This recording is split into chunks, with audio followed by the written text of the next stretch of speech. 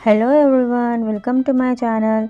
इस एपिसोड के स्टार्ट में हम देखते हैं कि जियान और वेंजाओ को रेनी टेरेस चलाने वाली लड़की पर शक था कि कहीं ये उस इंसान के साथ तो नहीं मिली हुई है जिसने फेस क्रीम बदल दी थी। उसकी इन्वेस्टिगेशन करने के लिए दोनों मिलकर उस लड़की को बहुत ही ज़्यादा ड्रिंक करवा कर बेहोश कर देते हैं और उसके बेहोश होने के बाद सारे रूम की तलाशी लेने लगते हैं। दूसरे सीन में हम काले कपड़ों में लाओजिन को देखते हैं जो अपना मुंह ढककर शेलान के भाई पर नज़र रख रही थी।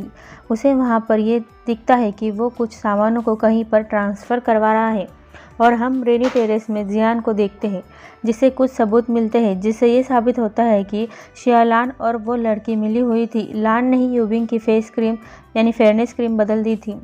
यूबिंग के पास लाओजिंग आती है और वो उसे बताती है कि उसे कुछ पता चला है। वो दोनों साथ में कहीं जाने लगते हैं। उनके सामने रास्ते में वेंजाओ और जियान दिख जाते हैं। जियान यूबिंग से पूछता है कि वो तो आराम कर रही थी, इतनी रात को वो यहाँ क्या कर रही है, लेकिन यूबिंग बहाना बनाकर वहाँ से सटकने की कोशिश करती है।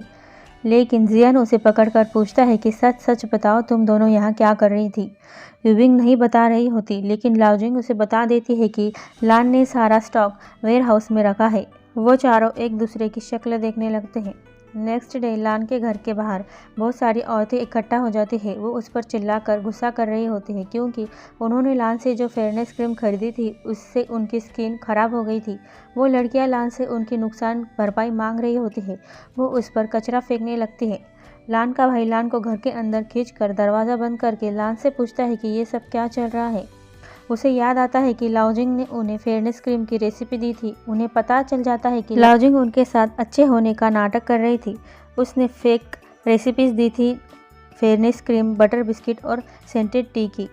तभी वहाँ लान को अरेस्ट करने के लिए पुलिस आ जाती है। लान अपने भाई को जल्दी से वो सारी फेयरनेस क्रीम छुपाने को बोलती है ताकि पुलिस को उनके खिलाफ कोई सबूत ना मिले। लान का भाई वेयर हाउस जाकर सारी क्रीम दूसरी जगह भिजवा रहा होता है। तभी उसके मुंह पर कोई कपड़ा डाल देते हैं। वो जियान और वेंजा होते हैं। वो उसे बांधकर उससे लाओजिंग ने दी हुई रेसिपी ले लेते हैं। जियान सोचने लगता है कि लाओजिंग ने ये नकली रेसिपीज क्यों दी, उसे कुछ गड़बड़ लगती है।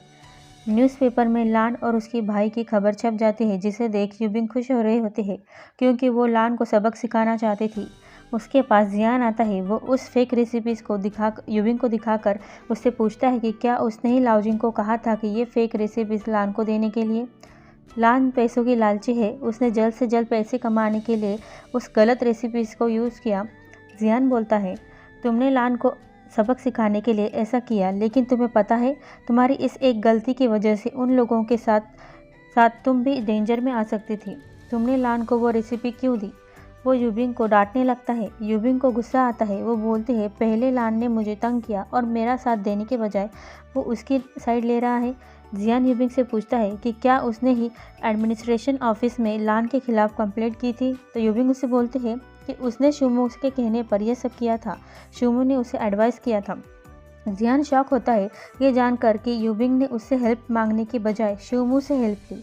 यूबिंग बोलती है, शूमो उसका कज़न है, वो दोनों साथ में बड़े हुए हैं, वो कोई आउटसाइडर नहीं, वो उसे समझता है।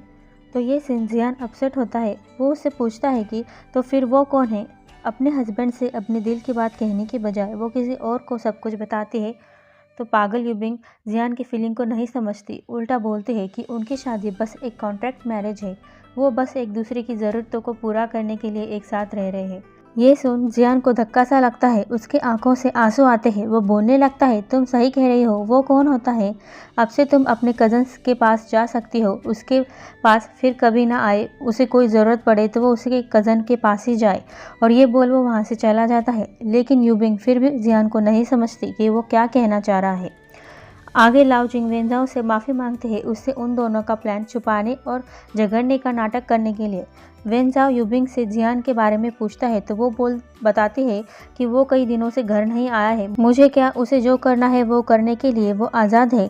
वेंजा उसे बोलता है कि वो जियान के लिए सॉरी फील करता है। उसने तुम्हें बचाने के लिए कितनी मेहनत से सबूत इकट्ठा किए, लेकिन किसी ने उसे बताने के बजाय अपने कज़न को बताया। वो यूबिंग को जियान से माफ़ी मांगने को बोलता है, लेकिन यूबिंग अब भी अपनी गलती मानने से और जियान से माफ़ी मांगने से मना करती है।